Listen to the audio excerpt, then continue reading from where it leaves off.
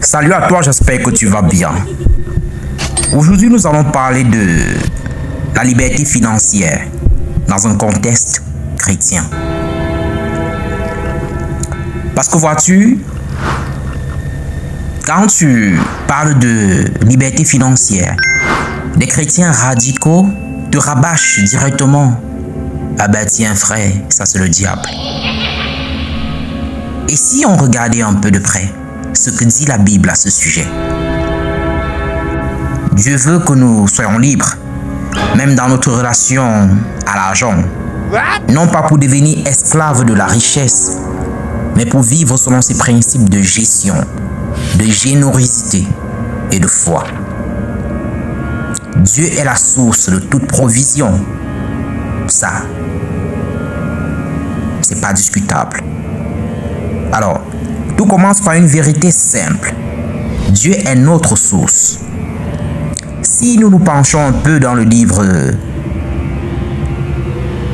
adressé aux Philippiens, chapitre 4, verset 19, qui dit: « Et mon Dieu pourvoira à tous vos besoins selon sa richesse avec gloire en Jésus-Christ. » La liberté financière ne signifie pas avoir des millions, des milliards dans ton compte bancaire, non, mais vivre sans inquiétude excessive, car nous savons que notre Père Céleste pourvoit à nos besoins. C'est ça qu'il faut comprendre. De plus, la richesse n'est pas un péché, mais l'amour de l'argent, ça l'est. Dieu n'est pas contre la richesse. Abraham, Job, Salomon étaient riches. Ce que Dieu condamne, c'est l'amour de l'argent, quand il prend la première place dans notre cœur.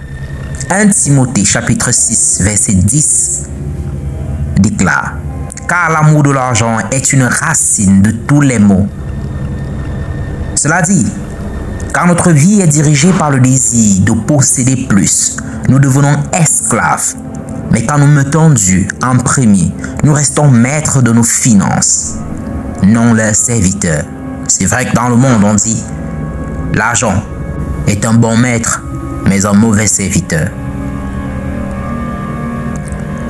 Être un bon gestionnaire, c'est quoi? La liberté financière chrétienne implique une bonne gestion.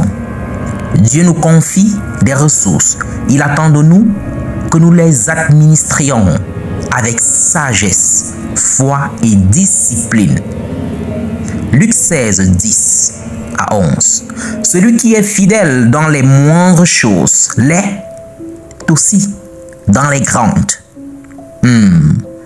Fais un budget, évitez les dettes inutiles, épargnez, investissez avec prudence. Aujourd'hui, la plupart des chrétiens veulent vivre au-delà de leurs moyens. Dans mon jargon familial, on a l'habitude de dire « accroche ton sac là où tu peux décrocher » par la suite. Donc, ce sont des actes spirituels quand ils sont faits avec un cœur tourné vers Dieu qui bénissent véritablement. Il faut surtout apprendre à donner avec générosité, car la générosité libère. Un chrétien financièrement libre est un chrétien généreux. Il donne avec joie, sans peur du lendemain. Proverbe 11, 25. L'âme généreuse sera comblée, et celui qui arrose sera lui-même arrosé. Donner, c'est un acte de foi. Cela dit, à Dieu, je ne m'appuie pas sur mes biens, mais sur toi. Mais sur toi. Que l'Éternel soit notre seul appui. Et il faut surtout chercher d'abord le royaume des cieux. Enfin, Jésus nous donne la clé de la vraie liberté financière dans le livre de Matthieu chapitre 6 verset 33 en disant ceci: cherchez d'abord le royaume et la justice de Dieu et toutes ces choses vous seront données par-dessus. Quand Dieu est notre priorité, l'argent devient un outil entre nos mains, pas une idole.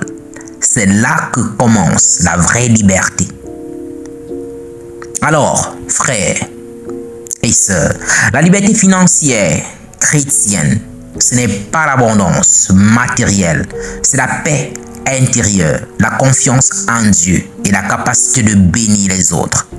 Soyons de bons intendants, plaçons notre confiance en Dieu et utilisons nos ressources pour glorifier le royaume de notre Père. Alors que le Seigneur Jésus-Christ bénisse abondamment. Be the love and be the gospel.